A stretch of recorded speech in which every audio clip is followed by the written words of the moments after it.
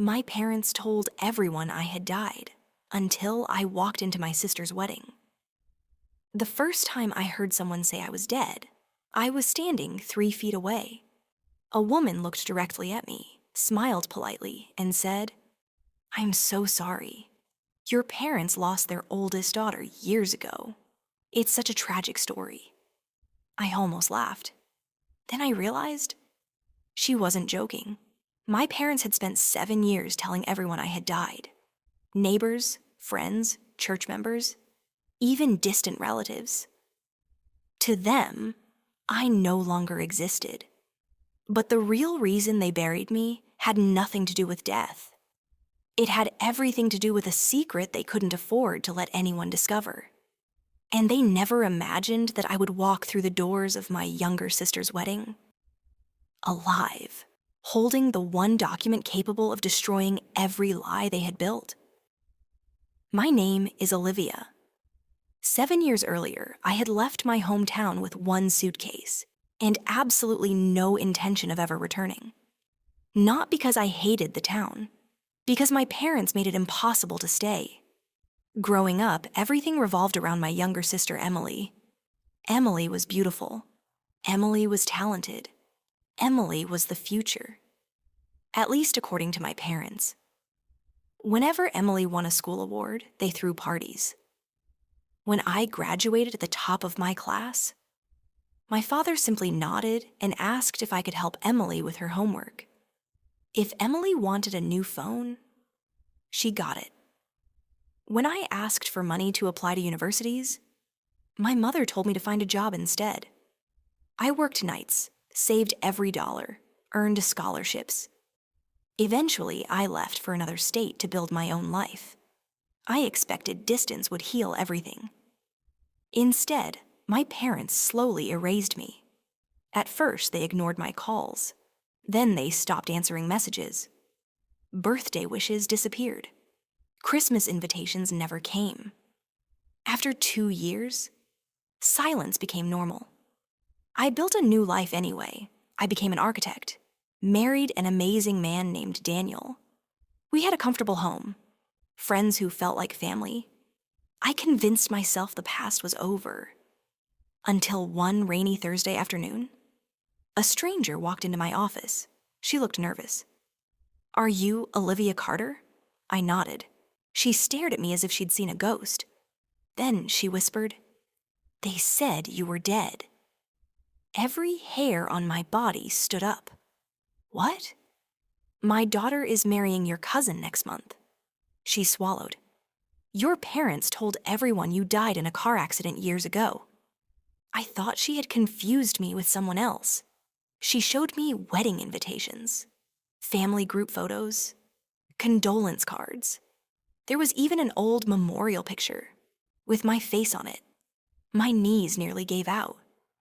Someone had printed my obituary. My own parents had held a memorial service without telling me, without even asking whether I was alive. I couldn't breathe. Why? Why would anyone do that? The woman apologized repeatedly. She believed I already knew. But before leaving, she said something that changed everything. "Emily's wedding is next Saturday." My stomach tightened. Wedding. Everyone would be there. Every relative. Every friend. Every person who believed I was dead. Daniel looked at me that night. "You don't owe them anything." "I know." "So why are you thinking about going?" Because I needed answers, not revenge. Answers. 3 days later, I drove back to the town I had escaped. Nothing had changed. Same streets, same grocery store, same church. Only I was the ghost. People stared. One elderly man nearly dropped his groceries. Another crossed himself. One woman burst into tears. Word spread within minutes. By sunset, the entire town knew someone who looked exactly like dead Olivia Carter had returned. I checked into a small motel. The next morning, I visited the courthouse. I wanted one thing: copies of public property records. What I found shocked me. 7 years earlier, Exactly 2 months after I moved away, my grandmother had rewritten her will. She had left equal shares of her estate to both granddaughters, me and Emily. But according to probate documents, I had supposedly died before my grandmother, which meant my share automatically transferred to my parents. Nearly $2 million. Properties, investments, family land, everything. I sat frozen. This wasn't about embarrassment. This wasn't about family drama. They hadn't buried me emotionally. They had buried me financially. They needed me legally dead. Suddenly, everything made sense. The unanswered calls, the fake obituary, the silence. They hadn't lost a daughter. They had stolen her inheritance. I hired an attorney immediately. He reviewed every document. Then he looked at me. If you're telling the truth, I am. This is one of the biggest inheritance fraud cases I've ever seen. He advised me not to confront anyone yet. Instead, he quietly obtained certified copies of every record, including one shocking document. Someone had submitted an affidavit claiming they personally witnessed my fatal accident. The signature belonged to my father. Except there had never been an accident.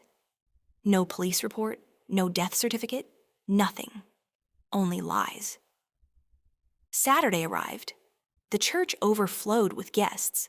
Music echoed through stained glass windows. Emily stood smiling in her wedding dress. My parents greeted relatives with perfect smiles. Until the church doors opened. I walked inside. Every conversation stopped. 100 people turned toward me. Someone screamed.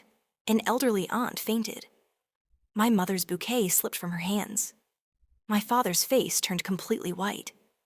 Emily whispered, "Olivia?" I slowly walked down the aisle. No one moved, no one breathed. Finally, my father found his voice. "You..." He couldn't finish. I looked directly into his eyes. "I'm sorry. I heard I was dead." Silence. Then I placed one envelope into the pastor's hands. Inside were certified court records, inheritance documents, the fake affidavit, property transfers, everything. The pastor looked confused, then horrified. Guests began reading copies my attorney distributed throughout the church. Whispers exploded. No! They forged this? They stole from her? Emily grabbed one page. She read faster and faster, then looked at our parents. "You told me she abandoned us." My mother started crying. "We had no choice." Emily stared. "No choice? You buried my sister for money?" The groom quietly stepped backward. His parents looked disgusted. Guests began leaving their seats. Some shouted, others demanded explanations. My father tried speaking. "No one understands." "I understand perfectly," I interrupted. "You erased your own daughter because greed was worth more than truth." Emily suddenly walked toward me. I expected anger. Instead, she hugged me tightly. "I'm so sorry." She was crying harder than anyone. "I believed them. I thought you hated us." I hugged her back. None of this was her fault. She had been lied to just as much as I had. Then Emily turned toward our parents. "I'm done." She removed her wedding veil, placed it on the floor, and walked out beside me. The wedding never happened. Months later, the court ruled in my favor. The fraudulent inheritance transfer was reversed. Every illegally obtained property returned to the estate. Criminal investigations followed. My parents faced charges for fraud, forgery, and filing false legal documents.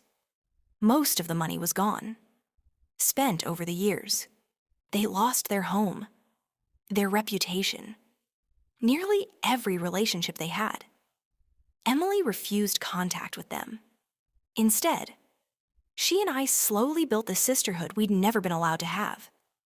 Every Sunday we met for coffee. We learned each other's favorite books, favorite songs, favorite foods. We mourned the years stolen from us, not by strangers, but by the people who should have protected us. Sometimes people ask me whether I regret walking into that wedding, whether exposing everything was worth destroying my parents' lives. I always give the same answer. I didn't destroy their lives. They buried their daughter. They wrote her obituary. They stole her future. All I did was walk back into the room, alive.